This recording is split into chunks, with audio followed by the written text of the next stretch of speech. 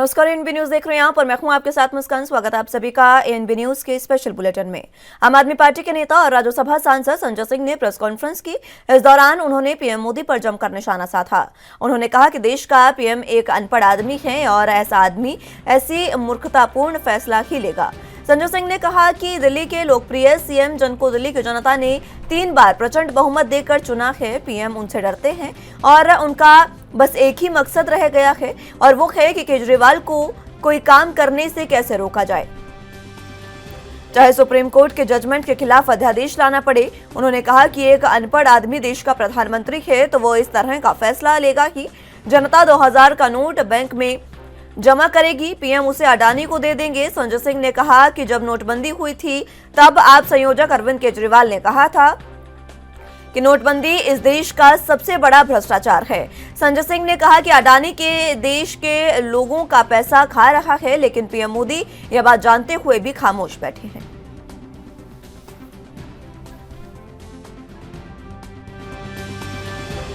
प्रचंड बहुमत से चुना, 90% से ज्यादा सीटें देके चुना, उस लोकप्रिय नेता अरविंद केजरीवाल से इतने डरे हुए, इतने भयभीत हैं कि उनका एक ही मकसद है, कुछ भी हो जाए इस सरकार को चलने नहीं देना है। कुछ भी हो जाए, अरविंद केजरीवाल को दिल्ली की 2 करोड़ जनता के हितों में काम नहीं करने देना है। कुछ भी हो जाए, दिल्ली के बच्चों की पढ़ाई नहीं होनी चाहिए, मोहल्ला क्लिनिक नहीं बनना चाहिए, बुजुर्गों की तीर्थ यात्रा नहीं होनी चाहिए, बिजली फ्री नहीं मिलनी चाहिए, शिक्षा मुफ्त में नहीं मिलनी चाहिए, इलाज मुफ्त नहीं मिलना चाहिए, घर घर राशन नहीं पहुंचना चाहिए।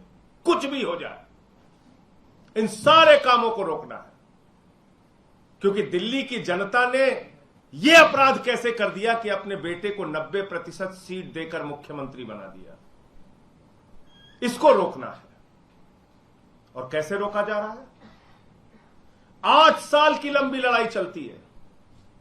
माननीय सर्वोच्च न्यायालय की संविधान पीठ का फैसला आता है। 5 जजों का, सर्वोच्च न्यायालय के 5 न्यायाधीशों का फैसला आता है और वो फैसला सर्वसम्मति से आता है। क्या कहा जाता है उस फैसले में? कि दिल्ली की चुनी हुई सरकार के पास अधिकारियों की ट्रांसफर और पोस्टिंग की जिम्मेदारी होगी, इसलिए कि दिल्ली की 2 करोड़ जनता के प्रति एक चुनी हुई सरकार की जवाबदेही है। यह फैसला आता है सुप्रीम कोर्ट का और उसके बाद 2 दिन भी नहीं बीतता, भारतीय जनता पार्टी की सरकार, नरेंद्र मोदी जी की सरकार माननीय सर्वोच्च न्यायालय के फैसले को, संविधान पीठ के फैसले को एक अध्यादेश से बदल देती है, एक ऑर्डिनेंस से बदल देती है। कहती नहीं मानते सुप्रीम कोर्ट, नहीं मानते संविधान पीठ, नहीं मानते इस देश का संविधान, नहीं मानते इस देश का कानून, और ऑर्डिनेंस लेकर। इस खबर पर ज्यादा जानकारी के लिए दिल्ली से संवाददाता राजीव तिवारी हमारे साथ मौजूद हैं। राजीव, जिस तरीके से संजय सिंह ने प्रेस कॉन्फ्रेंस की और प्रधानमंत्री पर निशाना साधते हुए उन्हें एक बार फिर से आम आदमी पार्टी की ओर से अनपढ़ कहा गया है, क्या कुछ अहम जानकारी?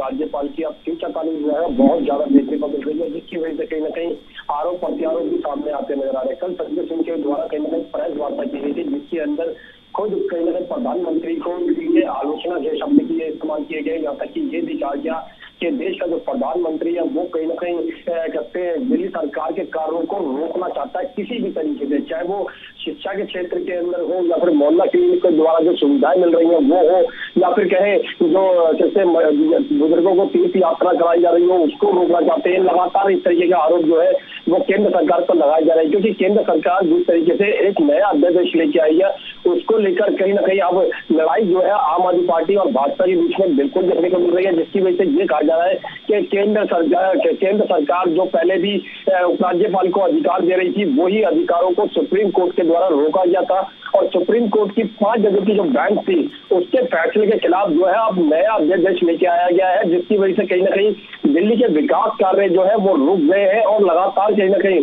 तो राज्यपाल को ही अब दिल्ली का अधिकार जो है वो दे दिया गया है। मगर यहाँ पर लगातार ये भी कहा जा रहा है कि आम आदमी पार्टी से जो भाजपा जो है वो डरी हुई है, प्रधानमंत्री मोदी जी जो है वो भी डरे हुए हैं और लगातार कहीं ना कहीं अरविंद केजरीवाल के द्वारा काम किए जा रहे हैं, उनको रोकने के लिए नया अध्यादेश लेके आया गया। यहाँ पर 2000 के नोट के लिए भी बात करें तो वो भी कहीं ना कहीं ये कहा गया कि प्रधानमंत्री जो है वो अनपढ़ है और कहीं ना कहीं जो भी उनको कुछ कर देता है वो उसी बात को कहीं ना कहीं अमल कर देते हैं और देश की पूरी जनता जो है वो अब बैंकों के बाहर दोबारा से लगती हुई नजर आ रही है, क्योंकि 2000 के नोट को बदलने के लिए लगातार प्रयास किए जा रहे हैं। इस तरीके के आरोप जो है वो अब केंद्र सरकार पर भाजपा के आम आदमी पार्टी के द्वारा जो है वो लगाए जा रहे हैं। मगर यहाँ पर भाजपा की बात करें तो भाजपा के द्वारा भी लगातार इस तरीके के बयान दिए जा रहे हैं कि जो पारदर्शिता है, जो ट्रांसफर किए जा रहे हैं आम आदमी पार्टी के द्वारा, उसको पारदर्शिता लाने के लिए ही इस तरीके के अध्यादेश की जरूरत थी। मगर यहाँ पर जिस तरीके से लड़ाई जो है वो अब छिड़ चुकी है और कहीं ना कहीं दिल्ली का विकास कार्य है वो कहीं ना कहीं इस लड़ाई की भेंट जो है वो चढ़ता हुआ नजर आ रहा है। जी राजीव, जिस तरीके से इसमें खुद संजय सिंह ने एक अध्यादेश की बात कही है जिसमें उन्होंने कहा कि एलजी की शक्तियां बढ़ा दी गई है, दर्शक जानना चाह रहे हैं कि ये कौन सा अध्यादेश है, विस्तार से बताएं।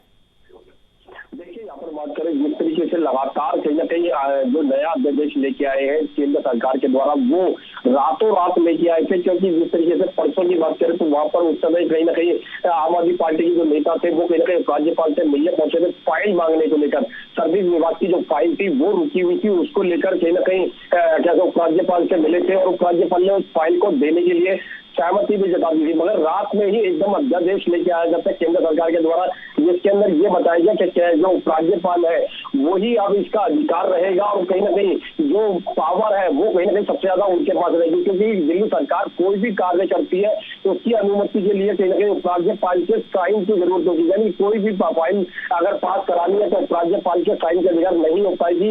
यही चीज जो पहले भी लागू की गई थी, मगर आज जिस तरीके से पूरी पावर जो है यानी किसी का भी ट्रांसफर करना है तो दिल्ली सरकार के हाथ में नहीं है, अब उपराज्यपाल की अनुमति लेनी होगी। मगर यहाँ पर जिस तरीके से सुप्रीम कोर्ट का जो फैसला आया था उससे कहीं ना कहीं आम आदमी जरूर पार्टी खुश होती हुई नजर आई थी, मगर अब जिस तरीके से 2 ट्रांसफर किए गए और दोनों ही ट्रांसफर जो है वो आप कहीं ना कहीं रोकते हुए नजर आ रहे हैं और दिल्ली सरकार के ऊपर भाजपा के द्वारा कहीं ना कहीं आरोप लगाए जा रहे हैं कि जो ट्रांसफर के नाम पर कहीं ना कहीं कैसे जो गुंडागर्दी की जा रही है उसको पारदर्शिता लाने के लिए यह अध्यादेश लाया गया है। मगर अध्यादेश का असली मकसद क्या है वो सबको पता है, आम जनता को भी पता है कि दिल्ली सरकार के ऊपर जो कार्य है यानी कि जो सुप्रीम कोर्ट की तरफ से जो अधिकार दिए गए थे उस अधिकारों को वापस उपराज्यपाल के हाथों में देना था। जी जिस तरीके से अध्यादेश लाया गया है इसके बाद आम आदमी पार्टी और बीजेपी में लंबी तकरार देखने को मिल रही है और खुद अरविंद केजरीवाल भी ये बात कह चुके हैं कि ये जो अध्यादेश लाया गया है ये बीजेपी सरकार सही नहीं कर रही है। ऐसे में किस तरीके से वाद विवाद दोनों पार्टियों में लगातार जारी है?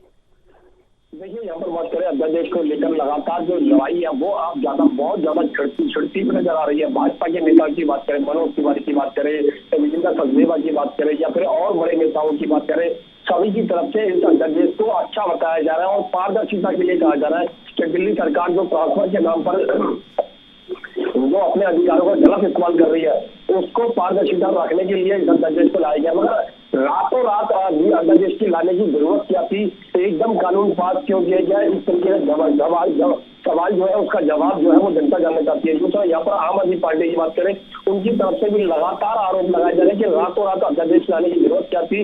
दूसरा, इस तरीके के अध्यादेश जो है वो सुप्रीम कोर्ट के आदेश की अवहेलना करते हैं, क्योंकि सुप्रीम कोर्ट की तरफ से आदेश दिया गया था कि कोई भी राज्य सरकार जो है वो अपने नियम जो है वो खुद बना सकती है, ये उनको अधिकार होता है। मगर यहाँ पर दिल्ली सरकार जब जनता चुन के लेके आएगी दिल्ली सरकार को यानी कि आम आदमी पार्टी को उनको कुर्सियां दी गई, मगर यहाँ पर उनके पास अधिकार नहीं है और सारे अधिकार जो है वो राज्यपाल को दे दिए गए थे पहले ही। और अब जिस तरीके से सुप्रीम कोर्ट का फैसला आया उसके बाद कहीं ना कहीं दिल्ली सरकार को लगा कि हाँ वो अपनी तरफ से भी कुछ कार्य कर सकते हैं। मगर दूसरा बात फिर केंद्र सरकार के द्वारा कहीं ना कहीं अध्यादेश लाया गया है, उसको लेकर अब कहीं ना कहीं लड़ाई जो है वो बहुत ज्यादा लंबी चलती नजर आ रही है और लगता है कि दिल्ली सरकार के जो विकास कार्य के जो काम है वो कहीं ना कहीं रुकेंगे और कहीं ना कहीं दिल्ली की जनता जो है वो इन दोनों पार्टियों की लड़ाई के बीच में कहीं ना कहीं पिसती हुई नजर आएगी। जी जी, बिल्कुल। राजीव, जिस तरीके से ये दोनों ही पार्टियां अब आपस में एक तरीके से कह सकते हैं कि लड़ रही हैं अपने अपने अस्तित्व के लिए, ऐसे में उपराज्यपाल को शक्तियां एक बार फिर से बढ़ा दी गई है। क्या ये शक्तियां बढ़ाना सुप्रीम कोर्ट के आदेश की अवहेलना नहीं?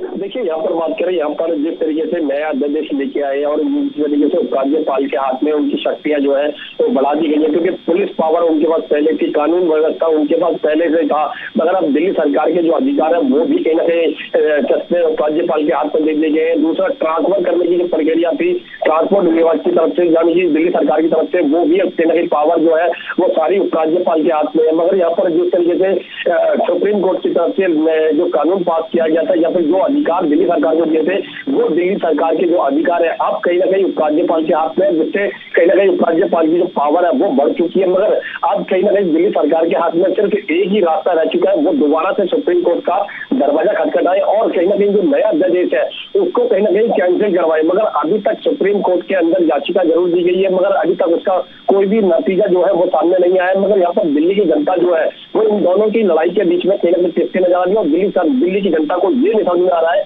कि राज्यपाल सही है या केंद्र सरकार सही है, या फिर जो सुप्रीम कोर्ट का आदेश दिया गया था दिल्ली सरकार को, क्या वो सही है। मगर यहाँ पर जो लड़ाई है वो कहीं ना कहीं छिड़ चुकी है और ये लड़ाई जो है वो कहीं ना कहीं 2024 के लिए कहीं ना कहीं इशारा करती नजर आ रही है कि सीट को हासिल करने के लिए या पावर को हासिल करने के लिए इस तरीके के अध्यादेश जो है वो केंद्र सरकार बार बार ला सकती है। जी ठीक है राजीव, बहुत शुक्रिया आपका हमारे साथ जुड़ने के लिए और तमाम अहम जानकारी हम तक पहुंचाने के लिए।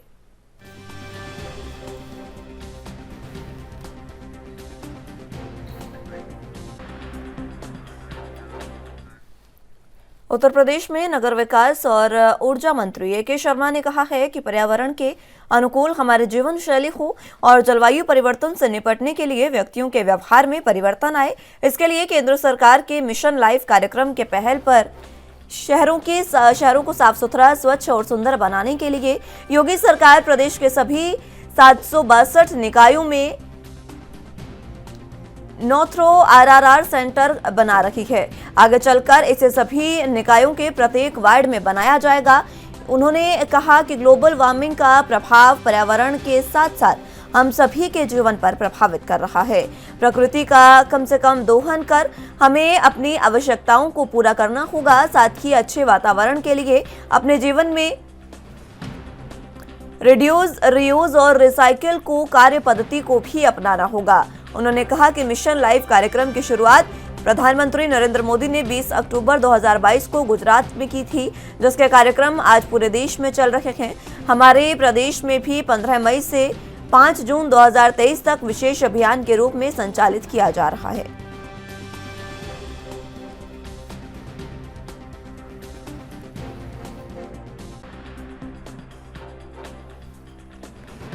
इस खबर पर ज्यादा जानकारी के लिए लखनऊ से संवाददाता ऋषभ गुप्ता हमारे साथ मौजूद हैं। ऋषभ, जिस तरीके से नगर विकास मंत्री ए.के. शर्मा ने आरआरआर सेंटर का उद्घाटन किया है, विस्तार से जानकारी इस बारे में।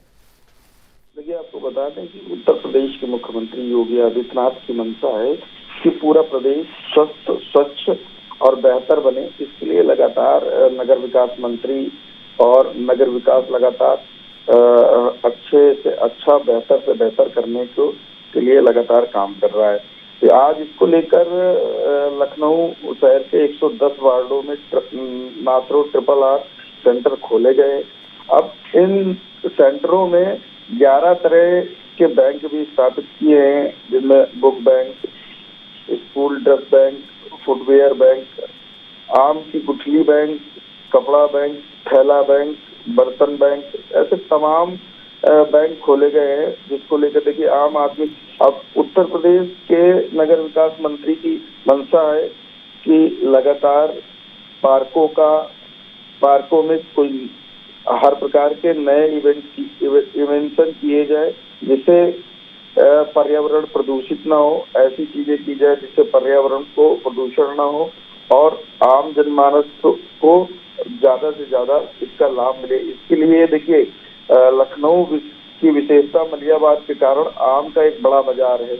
इसके कारण यहाँ आम की गुठलियों की ज्यादा मात्रा में होंगी, जिसको लेकर नगर निगम ने जनता से अपील की है कि ज्यादा से ज्यादा गुठलियां नगर निगम को दी जाए, जिससे वो कई तरह के पर्यावरण संरक्षण एवं सफाई को प्रोत्साहन मिलेगा इन तमाम चीजों को बनाने में। लगातार इस पर काम किया जा रहा है और ऐसी तमाम ऐसी चीजें हैं जिसको लेकर लगातार नगर निगम काम भी कर रहा है। जी, जिस तरीके से मेरी लाइफ मेरा स्वच्छ शहर के तहत ये जो सेंटर शुरू किए गए हैं, इन सेंटर्स का आगे किस तरीके से कार्य होगा? और दूसरी ओर ए.के. शर्मा ने यह साफ कहा है कि प्रधानमंत्री ने इसकी शुरुआत की थी, अब पूरे प्रदेश में इसके सेंटर खोले जाएंगे। देखिए, लगातार नगर विकास विभाग आम जनमानस को के बेहतर स्वास्थ्य और तमाम चीजों को लेकर जिससे आम जनमानस को फायदा हो इसके लिए लगातार काम भी कर रहा है और योगी आदित्यनाथ की मंशा भी है, इसके लिए लगातार नगर निगम लगातार काम भी कर रहा है। देखिए, आपको बताते चलें कि इन सेंटरों का संचालन किया जा रहा है, लगातार 110 वार्डों में यहाँ संचालित किए जाएंगे। इसकी जानकारी आम जनमानस तक या अन्य गूगल के माध्यम से जुटा सकेंगे, क्योंकि ये सभी सेंटर जियो टैग होंगे। साथ ही ICHMS की टीम भी वार्डों में घर घर जाकर लोगों को जागरूक करेगी, जिससे इस अभियान को पूर्ण रूप से सफल बनाया जा सके। जी, ठीक है ऋषभ, बहुत शुक्रिया आपका हमारे साथ जुड़ने के लिए और तमाम अहम जानकारी हम तक पहुंचाने के लिए।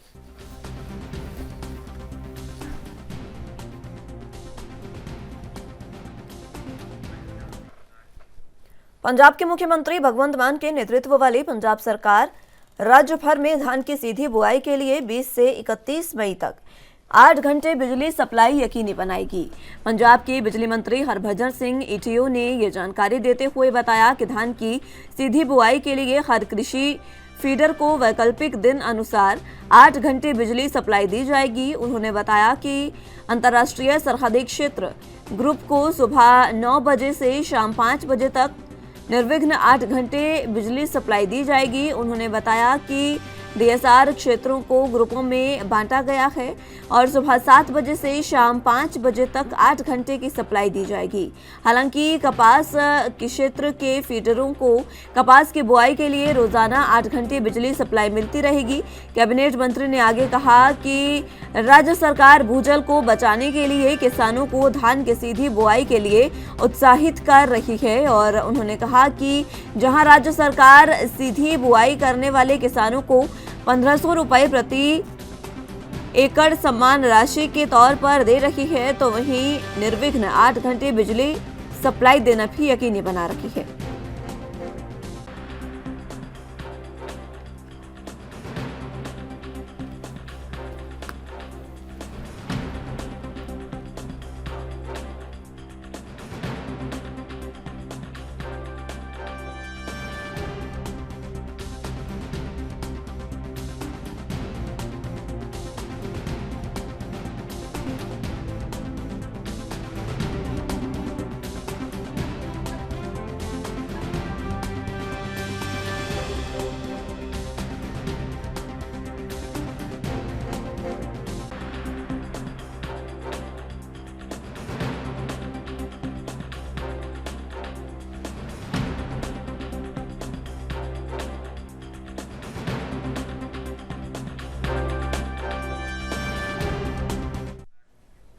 इस खबर पर ज्यादा जानकारी के लिए चंडीगढ़ से संवाददाता अमित सेठी हमारे साथ मौजूद हैं। अमित, जिस तरीके से अब भगवंत मान ने ये साफ कर दिया है कि अब जो भी किसान हैं, जो धान की सीधी बुआई वाले किसान हैं, उनको 8 घंटे की जो बिजली सप्लाई है वो सुनिश्चित की जाएगी, किस तरीके की अहम जानकारी? बात की जाए तो जब से पंजाब में आम आदमी पार्टी की सरकार आई है तो किसानों के हित में दिख रही है और आने वाले समय में जिस तरह से धान का सीजन है उसको लेकर जो है बिजली की अक्सर जो है समस्या आती है, तो बिजली की समस्या को जो है वो करने की बात करती है। आज से 9 घंटे जो है बिजली किसानों को दी जाएगी। 20 मई से लेकर 31 मई तक जो है ये बिजली देने की जो है बात भगवंत मान द्वारा जो है की गई है। पंजाब की टीम द्वारा जो है किसानों को जो है एक बड़ी खुशी जो है वो दी गई है। 8 घंटे की बिजली सप्लाई सुनिश्चित की जा रही है। क्या इसके लिए कोई पूरी प्रक्रिया रखी गई है कि किस तरीके से 8 घंटे की सप्लाई जो है वो सुनिश्चित की जाएगी? किसानों को क्या इसके लिए कुछ खास करना होगा? बिल्कुल अपना बिजली विभाग ने जो है पूरा एक ढांचा जो है तैयार कर लिया है और जो है किसानों को जो है 8 घंटे जो है बिजली जो है दी जाएगी, क्योंकि अगर पंजाब की बात की जाए तो आने वाला समय जिसमें धान का सीजन पंजाब में है तो 20 मई से लेकर और 31 मई तक का जो है समय रखा गया है और उसमें जो है पूरा ढांचा जो है तैयार कर लिया गया है पंजाब सरकार द्वारा जो है कि किस तरह से किसानों को जो है ये बिजली जो है देनी। बहुत शुक्रिया आपका हमारे साथ जुड़ने के लिए और तमाम अहम जानकारी हम तक पहुंचाने के लिए।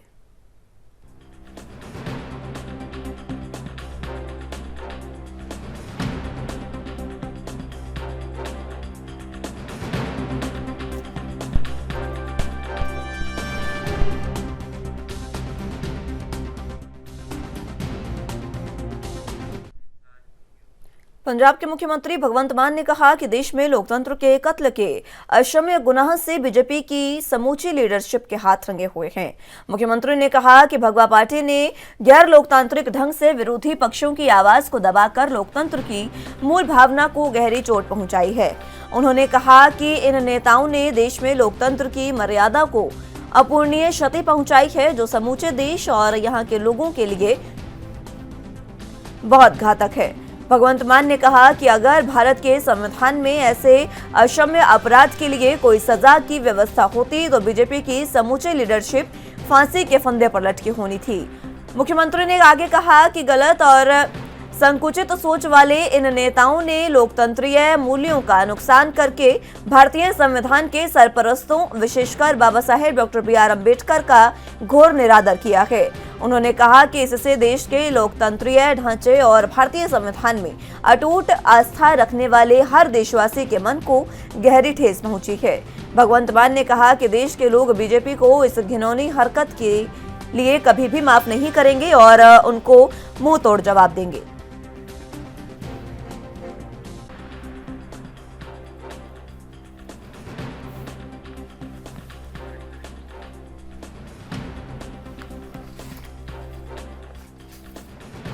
तो आपको बता दें कि पंजाब के मुख्यमंत्री भगवंत मान ने यह साफ कहा है कि लोकतंत्र के कत्ल का जो अक्षम्य अपराध है, गुनाह जो है वो बीजेपी ने किया है और बीजेपी की समूची लीडरशिप के हाथ इस गुनाह से रंगे हुए हैं।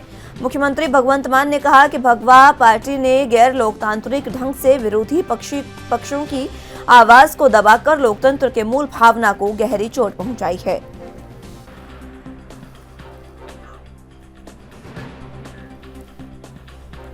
इस खबर पर ज्यादा जानकारी के लिए चंडीगढ़ से संवाददाता संदीप सिंह हमारे साथ मौजूद हैं। संदीप, जिस तरीके से मुख्यमंत्री भगवंत मान ने ये साफ कहा है बीजेपी पर निशाना साधते हुए कि बीजेपी की पूरी लीडरशिप के हाथ रंगे हैं लोकतंत्र के कत्ल के गुनाह से। बिल्कुल, अगर बात मान लें तो पंजाब के मुख्यमंत्री भगवंत सिंह मान ने सीधा बीजेपी पर निशाना साधा है और कहा है कि देश में लोकतंत्र के कत्ल के रक्ष गुनाह के भाजपा के समूची लीडरशिप के हाथ जो है वो रंगे हुए हैं। हालांकि सीधे तौर पर जो है वो बीजेपी पर निशाना साधते हुए नजर आए हैं और भगवंत मान ने कहा कि यदि भारत के संविधान में ऐसे अपराध के लिए कोई सजा की व्यवस्था होती है तो भाजपा के समूची लीडरशिप को फांसी के फंदे पर लटकी होने थी। तो कहीं ना कहीं फांसी का फंदे की बात भी जो कहते हुए नजर आए हैं और बाबा साहब अम्बेडकर के घोर निरादर किया है, ये भी उनकी तरफ से जो है वो कहा गया है। हालांकि अगर देखा जाए तो बाबा साहब अम्बेडकर की जो है फोटो पंजाब के हर एक दफ्तर में जो है वो लगी हुई नजर आती है। उनके फर्श पे चलते हुए जो है जरूर मुख्यमंत्री नजर आते हैं। भगवंत मान ने यह भी कहा कि देश के लोग भाजपा को ऐसी घिनौनी हरकत के लिए कभी भी माफ नहीं करेंगे और उनको मुंह तोड़ जवाब देंगे। मुख्यमंत्री ने यह भी कहा कि यदि देश के लिए मुख्यमंत्री और 30-31 राज्यपालों की ही चल रहा है तो चुनाव प्रक्रिया का करोड़ों रुपए खर्च करने के लिए क्या जरूरत रहती है। लगातार जो है बीजेपी पर निशाना साधते हुए मुख्यमंत्री नजर आए। जी संदीप, जिस तरीके से भगवंत मान ने ये तमाम बातें कही है, आखिर किस बात पर उन्होंने ये अपने विचार रखे हैं, ये भी बताएं कि आखिर क्यों बीजेपी पर ये आरोप लगे। देखिए, लगातार जो देखा जाए बीजेपी पर निशाना जरूर साधते हुए नजर आए हैं पंजाब के मुख्यमंत्री फांसी की सजा तक की बात की है, तो कहीं ना कहीं एक गौर अपराध की बात जो है पंजाब के मुख्यमंत्री की तरफ से की गई है और फांसी पर लटकाने की पूरी लीडरशिप को जो है वो भी कहा गया है और लोग जो है बीजेपी को माफ ना करें इसकी वजह भी कहीं ना कहीं कहते हुए नजर आए हैं। जी संदीप, यहाँ पर भगवंत मान ने कई ऐसी बातें रखी है जिसको लेकर बीजेपी पर निशाना साधा गया है और सीधे सीधे बीजेपी को लोकतंत्र के कत्ल का गुनाह जो है वो बताया गया है, गुनहगार बताया गया है। ऐसे में भगवंत मान ये भी कहने से पीछे नहीं हटे कि अगर कोई सजा होती तो बीजेपी की पूरी लीडरशिप फांसी के फंदे पर लटकी होती। जी बिल्कुल, पंजाब के मुख्यमंत्री भगवंत मान सिंह ने खुद ये कहा है यदि भारत के संविधान में ऐसी कोई सजा है तो इनको फांसी की सजा फांसी के फंदे पर लड़की होनी थी। तो कहीं ना कहीं पूरी लीडरशिप की बात दे रहे हैं तो फांसी की फंदे पर लड़की होने की बात जो है वो पंजाब के मुख्यमंत्री ने कही है। जी बहुत शुक्रिया आपका हमारे साथ जुड़ने के लिए और तमाम अहम जानकारी हम तक पहुंचाने के लिए।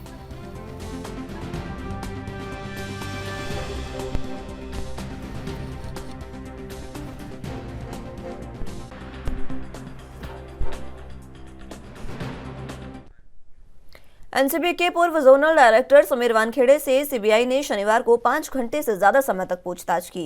वो सुबह 11 बजे जांच टीम के सामने पहुंचे थे। 2 बजे उन्होंने आधा घंटे का लंच ब्रेक लिया। इसके बाद उनसे फिर से पूछताछ शुरू हुई। शाम 4:30 बजे हुई सीबीआई ऑफिस से बाहर वो निकले। आर्यन केस में उगाही के आरोप में सीबीआई ने 11 मई को उनके और 4 अन्य लोगों के खिलाफ एफआईआर दर्ज की थी। उन्हें समन भेजकर 18 मई को जांच टीम के सामने पेश किया गया था, लेकिन समीर इस एफआईआर के खिलाफ दिल्ली हाईकोर्ट चले गए। गौर हो कि समीर वानखेड़े और शाहरुख खान की व्हाट्सएप चैट हुई बातचीत चर्चा में है और इसे अलग अलग नजरिए से देखा जा रहा है। ऐसे में मौके पर एक अधिकारी की भूमिका क्या होनी चाहिए, इसके जवाब में पूर्व आईपीएस वाई सिंह का कहना है कि सरकारी अधिकारी से ये अपेक्षित नहीं है कि वो आरोपी के पिता के मैसेज का जवाब दे।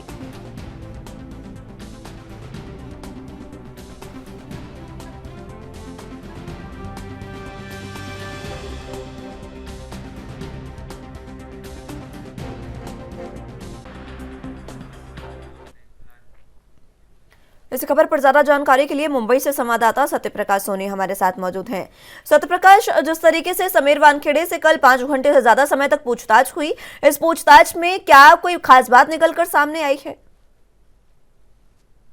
बिल्कुल, देखिए मुंबई एनसीबी के पूर्व डायरेक्टर समीर वानखेड़े की लगातार 5 घंटे तक पूछताछ चली, जिसमें इस दौरान समीर वानखेड़े ने करीब सीबीआई के कई सवालों का जवाब दिया, जिसमें सबसे प्रमुख रहा कि आखिरकार शाहरुख खान के व्हाट्सएप चैट का जो जवाब दिया गया है वह क्यों दिया गया।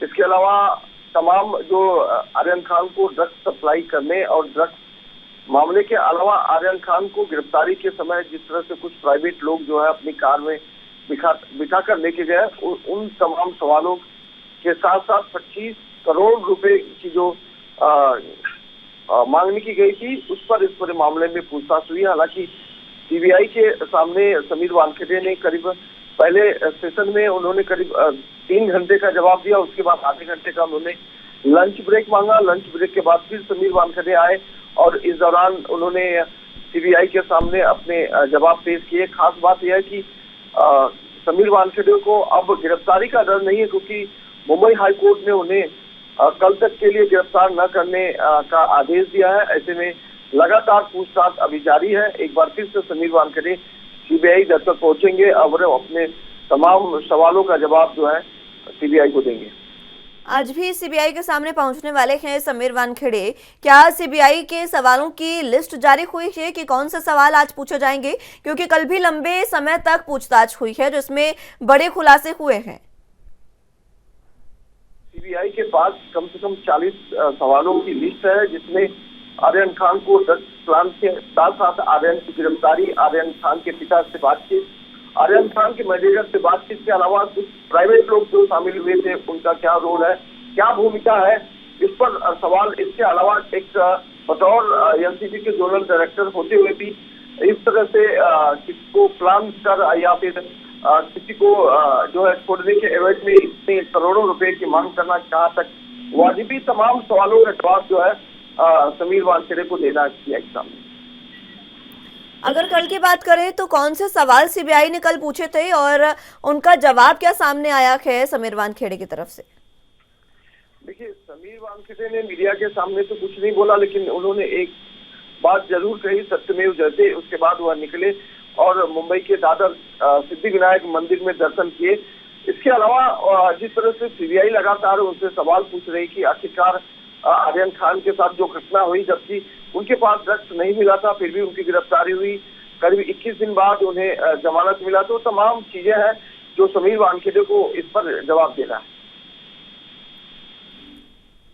सत्यप्रकाश, जिस तरीके से कल ये तमाम पूछताछ हुई, आर्यन खान केस में ये पूछताछ हुई है, ऐसे में एक बात ये भी सामने आई है समीर वानखेड़े की तरफ से। उन्होंने साफ कहा कि बड़ा खुलासा करते हुए उन्होंने कहा कि ये जो डील है, जिस डील की बात हो रही है, वो उन्होंने नहीं की है, दिल्ली सीआई टीम ने की है। अब दिल्ली सीआई टीम पर यहाँ पर सवाल उठने लगे हैं। देखिए, जिसे आरोपी बनाया जाता है वो कभी यह नहीं करता कि वह खुद आरोपी है। वाई सिंह जिस तरह से समीर वानखेड़े के आरोप के बाद उन्हें वापस भेजा गया और वह जांच कर रहे थे, उसको लेकर सवाल खड़ा किए गए हैं। अब समीर वानखेड़े का कहना है कि यह 25 करोड़ की डील हमने नहीं किया, बल्कि वाई सिंह की जो टीम आई थी, यानी कि दूसरी जो टीम आई थी, उन्होंने किया है। अब इस पर सवाल सीबीआई को लेना है कि आखिरकार समीर वानखेड़े सच बोल रहा है या फिर वाई सिंह का जो आरोप लगा है वो गलत है, क्योंकि वाई सिंह ने ही इस पूरे मामले में शिकायत दर्ज कराई है कि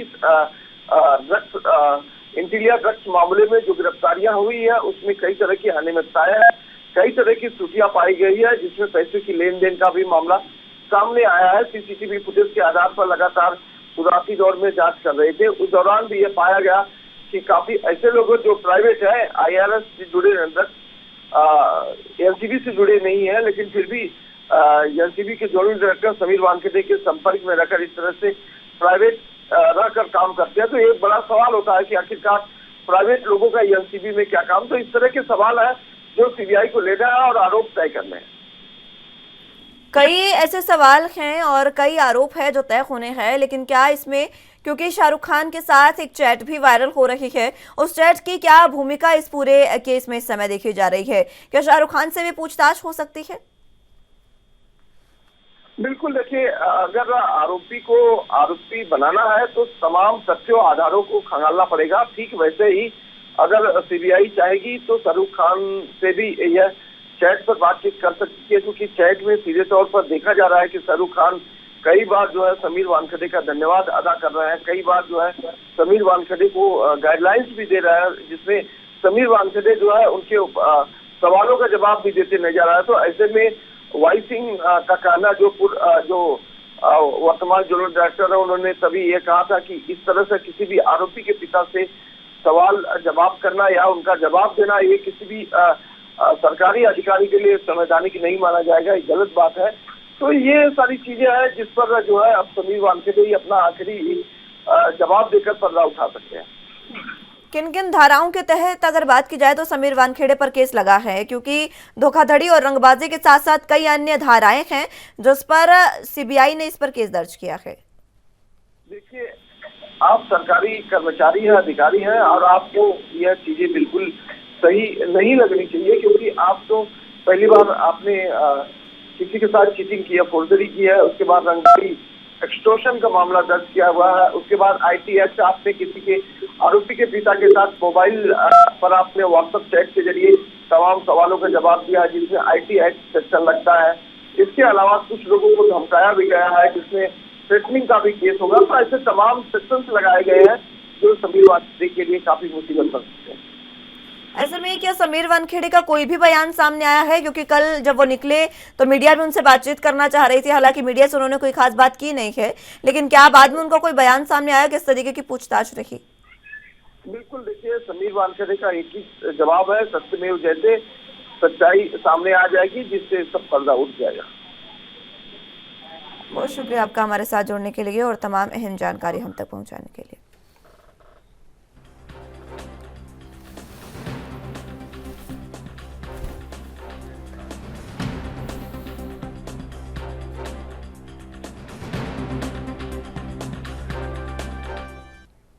छत्तीसगढ़ के मुख्यमंत्री भूपेश बघेल आज पूर्व प्रधानमंत्री स्वर्गीय राजीव गांधी की पुण्यतिथि के अवसर पर दुर्ग जिले के पाटन विकासखंड के ग्राम सांकरा में आयोजित भरोसे के सम्मेलन में ग्राम कुर्मेगुंडरा में 2 करोड़ रुपए की लागत से निर्मित Mahatma Gandhi rural industrial park का लोकार्पण करेंगे।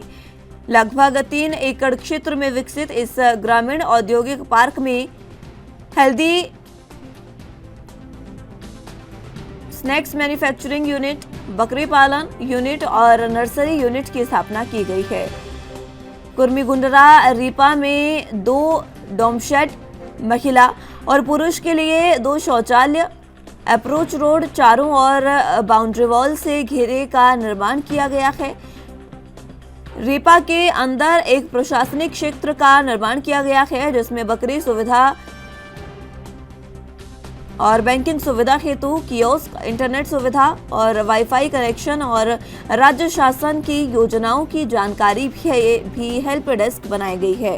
रीपा परिसर के माध्यम से राष्ट्रपिता महात्मा गांधी की प्रतिमा स्थापित की गई है।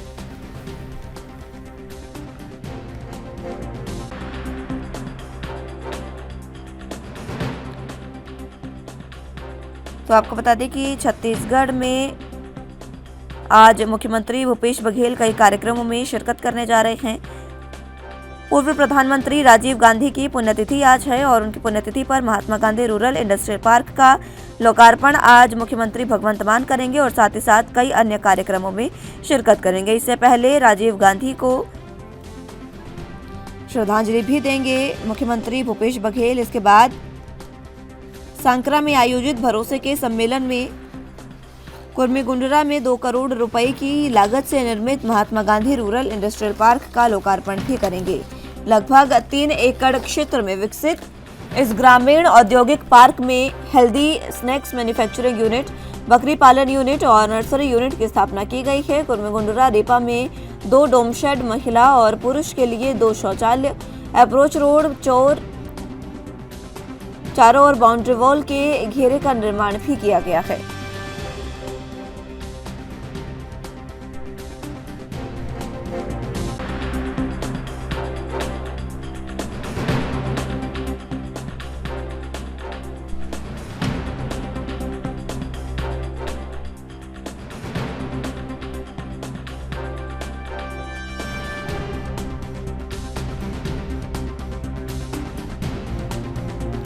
इस खबर पर ज्यादा जानकारी के लिए रायपुर से संवाददाता टिकेश वर्मा हमारे साथ मौजूद हैं। टिकेश, आज राजीव गांधी की पुण्यतिथि है और उनकी पुण्यतिथि के अवसर पर भूपेश बघेल आज कई कार्यक्रमों में शिरकत करेंगे, साथ ही कई उद्घाटन भी करेंगे। जी देखिए, मुख्यमंत्री भूपेश बघेल आज पाटन जिले के दौरे पर रहेंगे, पाटन विधानसभा के दौरे पर रहेंगे, जहां पर मुख्यमंत्री भूपेश बघेल सांकरा में आयोजित भरोसे के सम्मेलन में शिरकत करेंगे। इसके साथ ही साथ छत्तीसगढ़ शासन की योजनाओं की जो 3 महत्वपूर्ण योजना है उनके हितग्राहियों को और राजीव युवा मितान क्लब के जो सदस्य है उनकी जो राशि है, जो लाभार्थी उनको राशि वितरण करेंगे। बता दें कि मुख्यमंत्री भूपेश बघेल राजीव गांधी किसान न्याय योजना की राशि जारी करेंगे, साथ ही साथ राजीव गांधी भूमिहीन कृषि मजदूर न्याय योजना की राशि को वितरित करेंगे। उसके साथ ही हितग्राहियों को गोधन न्याय योजना की जो राशि है उसकी वितरण किया जाएगा और स्वयं सहायता समूहों और गौठानों की जो समितियों को जो राशि दी जाने वाली है उसकी भी राशि वहां पर वितरित किया जाएगा। और बड़ी बात है कि राजीव मितान क्लबों की जो दूसरी किस्त मिलने वाली है उसकी भी राशि जारी की गई। तो मुख्यमंत्री भूपेश बघेल इस भरोसे के सम्मेलन के माध्यम से सरकार की योजनाओं की जो हितग्राही है उनको सौगात देंगे।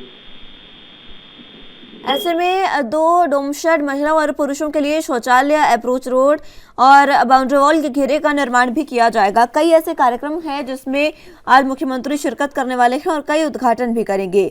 औद्योगिक पार्क का उद्घाटन यहां पर किया जाएगा, उसको लेकर क्या जानकारी?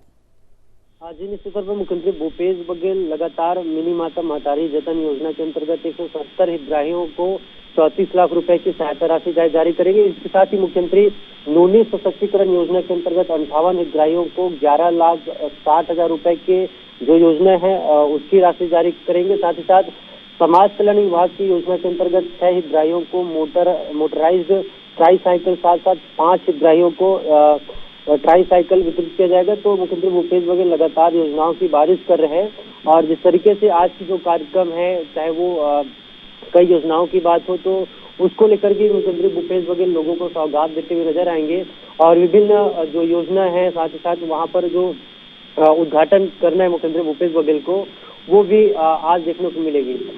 देखिए, सबसे बड़ी बात यह कि छत्तीसगढ़ सरकार लगातार गर्भो नवा छत्तीसगढ़ की अवधारणा को लेकर छत्तीसगढ़ के युवा हो, बुजुर्ग हो, किसान और महिलाओं के लिए सौगात बनकर आई है। और प्रदेश में के मुखिया भूपेश बघेल की दूरदृष्टि का असर है कि प्रदेश की जनता को प्रत्यक्ष देखने को मिल रहा है और किसानों के खाते में पैसे भी बरस रहे हैं, महिलाओं को रोजगार मिल रहा है, गौठान खुशहाल हो रहे हैं। वही चारों तरफ से छत्तीसगढ़ को गढ़ने का काम किए जा रहे हैं। तो निश्चित तौर पर जिस तरह से गौठान बनाए जा रहे हैं, आजीविका सृजन और साथ साथ शौचालय की बात हो, समान तरक्की के जीवन यापन का सशक्त माध्यम बन रहे हैं। और छत्तीसगढ़ सरकार की जो सुराजी योजना है, इसके अंतर्गत नरवा गरवा घुरवा बारी संचालित हो रही है।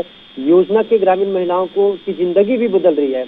आज इस योजना से गांव-गांव की महिलाओं के पास रोजगार है, आर्थिक रूप से उन्नति और सम्मान मिल रहा है। और जिस तरीके से आज भरोसे के सम्मेलन में मुख्यमंत्री भूपेश बघेल वहाँ पर कॉलेज का भी उद्घाटन करने जा रहे हैं, महाविद्यालय का भी उद्घाटन करने जा रहे हैं। तो समान तरीके के जो योजनाएं हैं जिसको लेकर के मुख्यमंत्री भूपेश बघेल लोगों के बीच में जाएंगे और भरोसे का जो सम्मेलन है, जिस तरीके से सरकार ने काम किया है, उस भरोसे को जताने के लिए और उस भरोसे को दिखाने के लिए मुख्यमंत्री भूपेश बघेल का ये पूरा कार्यक्रम रहेगा। टिकेश, सबसे अहम अगर मुख्यमंत्री के दौरे की बात करें तो 2 करोड़ की लागत से जो पार्क बना है Mahatma Gandhi rural industrial park, इसका लोकार्पण आज करने जा रहे हैं। इस पार्क की खासियत क्या है? रूरल इंडस्ट्रियल पार्क मतलब ये होता है कि जिस तरीके से ग्रामीण जो अर्थव्यवस्था है उसको किस तरह से सुदृढ़ किया जाए, इस पर मुख्यमंत्री भूपेश बघेल का खासा फोकस रहता है। और इसी के माध्यम से जिस तरीके से आपने देखा होगा कि कई बार महिलाएं हैं वो सब्जियां उगा रही है, महिलाएं बहुत सारे काम कर रही है।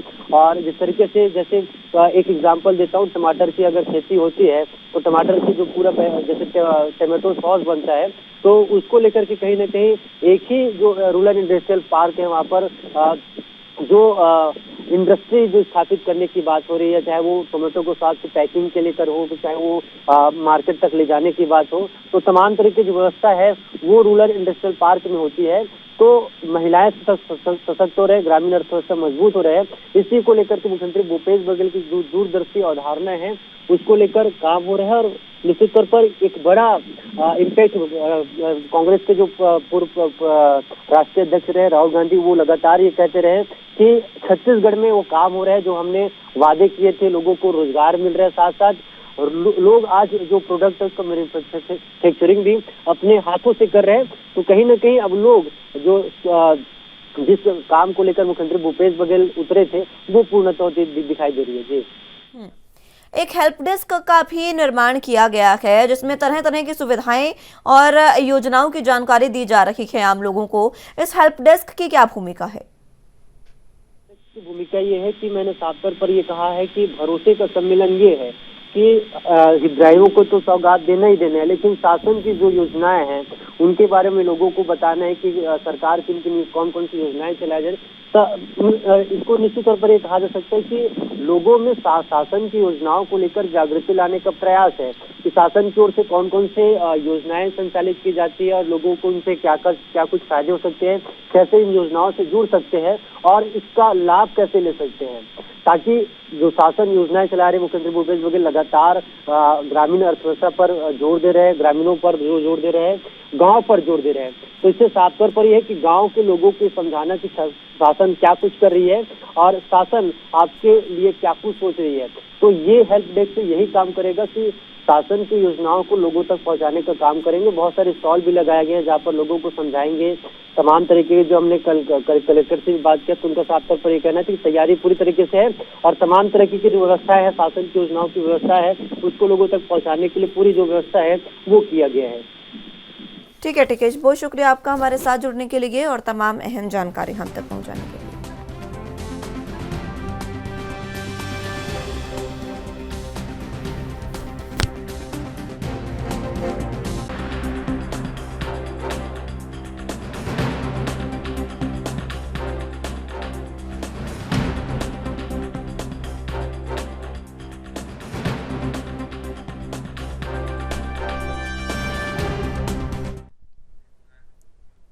हिमाचल प्रदेश अध्यक्ष और सांसद प्रतिभा सिंह 22 से 25 मई तक अपने संसदीय क्षेत्र मंडी के दौरे पर रहेंगी।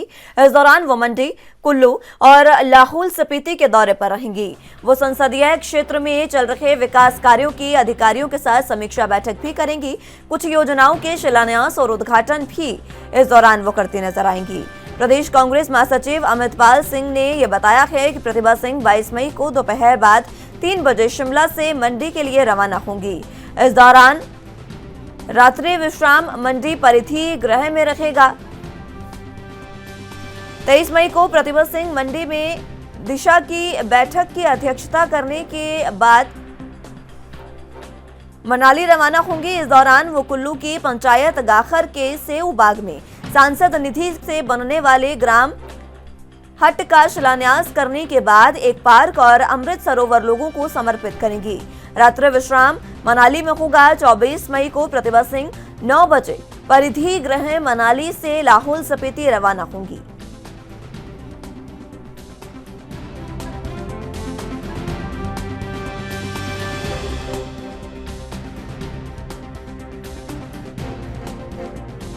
ज्यादा जानकारी के लिए हिमाचल प्रदेश से ब्यूरो चीफ टीना ठाकुर हमारे साथ मौजूद हैं। टीना जी, फिलहाल जिस तरीके से कांग्रेस प्रदेश अध्यक्ष प्रतिभा सिंह मंडी के दौरे पर हैं, संसदीय क्षेत्र उनका है, इस दौरान वो कुल्लू, लाहौल स्पीति भी जाएंगी। अलग अलग कार्यक्रम है, विस्तार से बताएं क्या कुछ उनके कार्यक्रम। जी बिल्कुल, देखिए बिल्कुल लोकसभा चुनाव के लिए काफी कम समय रह गया और ऐसे में कांग्रेस प्रदेश अध्यक्ष होने के साथ साथ प्रतिभा सिंह एक सांसद भी हैं और मंडी संसदीय क्षेत्र उनका अपना संसदीय क्षेत्र है। ऐसे में वो 4 दिन तक यानी सोमवार को वो निकलेंगे और 25 मई तक 22 से 25 मई तक अपने संसदीय क्षेत्र के दौरे पर वो रहेंगे। इस दौरान मंडी, कुल्लू और लाहौल स्पीति का दौरा वो करेंगी और अपना जो संसदीय क्षेत्र है वहाँ पे जो विभिन्न विकास कार्य चल रहे हैं उनकी समीक्षा बैठक वो अधिकारियों के साथ करेंगे और इस दौरान कुछ योजनाओं के शिलान्यास और उद्घाटन भी करेंगी। प्रतिभा सिंह जो है सबसे पहले जो है मंडी में बैठक करेंगी, दिशा की बैठक करेंगे अधिकारियों के साथ। वहाँ पे जो अधिकारियों को निर्देश देंगी, उनसे फीडबैक लेंगे कि किस तरह की योजनाएं जो चला रहे हैं वो कितनी पूरी हो गई है, कितना उनमें और काम बाकी है। और इसके बाद जो है वो मनाली के लिए निकलेंगे और इस दौरान कुल्लू की पंचायत गाहर है वहाँ पे सेऊ बाग में सांसद निधि से जो बनने वाला ग्राम का शिलान्यास वो करेंगी और इस दौरान इस पार्क और अमृत सरोवर लोगों को समर्पित करेंगी। और गोदला और केलांग जो 24 तारीख को वो लाहौल स्पीति के लिए निकलेंगी। उस दौरान वो गोदला और केलांग में जो है लोगों की समस्याएं सुनेंगी और जिसपा सिरसलिंग, झलमा और त्रिलोकनाथ में लोगों से मिलेंगे और उनकी समस्याएं सुनेंगी। और जो स्थानीय जो अधिकारी हैं उनके साथ भी वहाँ पर एक बैठक करेंगी, इससे बैठक ये रहने वाली है। और इसके अलावा जो अधिकारियों के अलावा जो है जिला कांग्रेस की बैठक भी वो लेंगी और जो 25 मई को है वो उदयपुर निकलेंगी। तो आप ये समझ सकते हैं कि कांग्रेस प्रदेश अध्यक्ष प्रतिभा सिंह अपने एक टूर में 2 चीजें वो करने वाली, अधिकारियों के साथ समीक्षा बैठक भी अपने सांसद निधि से जो बनने वाले कार्य हैं, योजना है उनकी करेंगी। साथ ही जो कांग्रेस की बैठक है वो भी लेंगी क्योंकि लोकसभा चुनाव है। ऐसे में वो अपनी तैयारियां जो है अभी से दुरुस्त करने जा रही है क्योंकि एक जो दबाव है वो कांग्रेस पे रहने वाला है अपनी सीट को बचाने का। तो ऐसे में कांग्रेस प्रदेश अध्यक्ष की ये जो दौरा है अपने संसदीय क्षेत्र का वो इसी लोकसभा चुनाव से संबंध रखता है। जी बिल्कुल। टीना जी, जिस तरीके से अभी हाल ही की अगर बात करें तो विधानसभा चुनाव जीता है कांग्रेस ने, तो उसके बाद निकाय चुनाव भी कांग्रेस के पाले में रहा। तो अब त्रिस्तरीय एक तरीके से जो सरकार है वो बनाने की कोशिश में रहेगी सुखू सरकार, और जो लोकसभा चुनाव है वो भी पूरी तरीके से अपने पक्ष में करने की कोशिश होगी। इसी को लेकर ये दौरे लगातार जारी है, चाहे प्रतिभा सिंह हो या पूरे प्रदेश में कांग्रेस की बात करें। लाहौल स्पीति में जा रही है, कुल्लू में जा रही है प्रतिभा सिंह। किस तरीके से लोगों में और कार्यकर्ताओं में जोश भरने का काम करेंगी? जी बिल्कुल, देखिए अभी तक जो कार्यकर्ता है वो ये मान के चले कि हम विजय हासिल कर चुके हैं। विधानसभा चुनाव एक अहम चुनाव रखता है और उसके बाद जो नगर निगम शिमला है उस पर भी कांग्रेस काबिज हो चुकी है। तो अब जो प्रतिभा सिंह है और जो कांग्रेस कार्यकर्ता है उनका एक जो लक्ष्य है वो लोकसभा चुनाव को लेकर है क्योंकि हिमाचल में 4 लोकसभा सीटें आती हैं, उसमें मंडी संसदीय क्षेत्र एक महत्वपूर्ण सीट है जो कांग्रेस ने भाजपा से काफी लंबे समय के बाद चुनी थी। तो ऐसे में एक जो दबाव कहें या एक जो प्रतीक्षा कहें कि अपना जो राजनीतिक जो प्रतिष्ठा है वो बचाए रखने की, अपनी साख बचाने की एक जो दबाव है वो कांग्रेस प्रदेश अध्यक्ष को भी रहने वाला है। साथ ही पूरी कांग्रेस में भी ये दबाव है कि जो 4 लोकसभा सीट इस बार जो भाजपा है उसकी झोली में नहीं जानी चाहिए, क्योंकि भाजपा बहुत बड़े मार्जिन के साथ ये सीटें जीतती रही हैं। तो ऐसे में जो ये सीट्स हैं, चाहे वो मंडी लोकसभा सीट है, हमीरपुर संसदीय क्षेत्र है या कांगड़ा चंबा संसदीय क्षेत्र है, शिमला सिरमौर संसदीय क्षेत्र है, ये चारों सीटें जो है इन पे कांग्रेस जो है अभी से जो है तैयारियां शुरू करने लगी हैं। पहली बार है कि कांग्रेस इतने पहले समय से अपनी तैयारियों में लग गई है। लोकसभा चुनाव के लिए अपने जो कार्यकर्ता है वो तैयार कर रही हैं। युवा कांग्रेस ने अपने विभिन्न लोकसभा क्षेत्रों में कार्यकर्ता जो है वो रख लिए हैं, वो उनको नियुक्त किया है। तो ऐसे में कांग्रेस प्रदेश अध्यक्ष अभी अपने संसदीय क्षेत्र जा रही हैं और इसके बाद जो है विभिन्न संसदीय क्षेत्रों में भी उनकी जिम्मेदारी बनेगी कि वो ये एक दौरे करें और साथ ही मुख्यमंत्री का भी ये दौरे रहने वाले हैं लोकसभा चुनावों को लेके। तो ऐसे में कांग्रेस जरूर ये चाहेगी इस बार की जिस तरह विधानसभा चुनाव जीते हैं, नगर निगम चुनाव में कब्जा किया है, वो लगातार ये कह भी रही है कि जीत का चौका वो यहाँ पे लगाएगी और भाजपा को जो है वो हार का सामना करना पड़ेगा। तो ऐसे अब ये देखने वाली बात होगी कि लोकसभा चुनाव में कांग्रेस किस तरह से तैयारियां अभी से करती है और कितना जो उनको सफलता है वो लोकसभा चुनाव में हासिल कर पाती है। जी ठीक है टीना जी, बहुत शुक्रिया आपका हमारे साथ जुड़ने के लिए और तमाम अहम जानकारी हम तक पहुंचाने के लिए।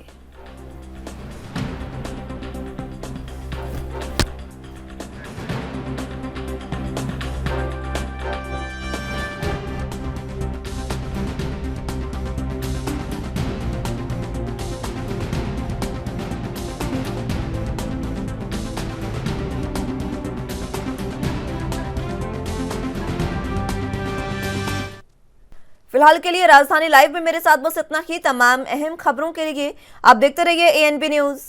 नमस्कार।